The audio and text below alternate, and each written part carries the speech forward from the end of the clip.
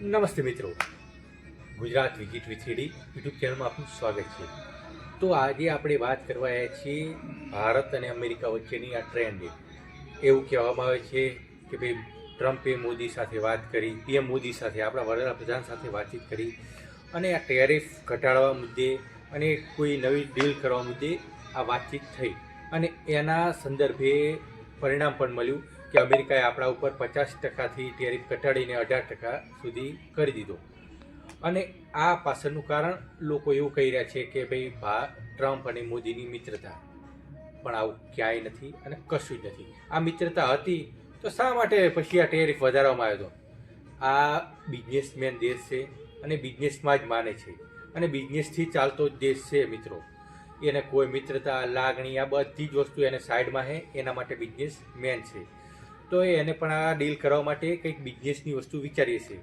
તો તમને કહી દઉં આનું પાછળનું ખાસ કારણ રશિયા અને ભારતની જે મિત્રતા છે, આ ઓઇલ ખરીદી બાબતે થઈ, એના અંદર તિરાડ પાડવા માટે આ ડીલ કરવામાં આવી છે.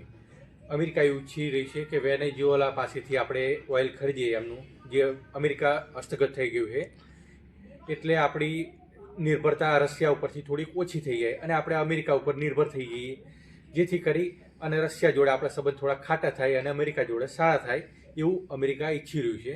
અમેરિકા હાલ રશિયાને વિશ્વના દેશોથી અલગ પાડવા માટે મથી રહ્યું છે. એના માટે થઈને આ ડીલની વ્યવસ્થા કરવામાં આવી છે. આ લાલો લોભે લલચાય એવો નથી મિત્રો. એને કંઈક ને કંઈક હોય તો જ અમેરિકા ભારત પાસે આવ્યું હોય. આ સનાતન સત્ય છે, એટલું સર્વે સ્વીકારવું જોઈએ. સ્ટોપ.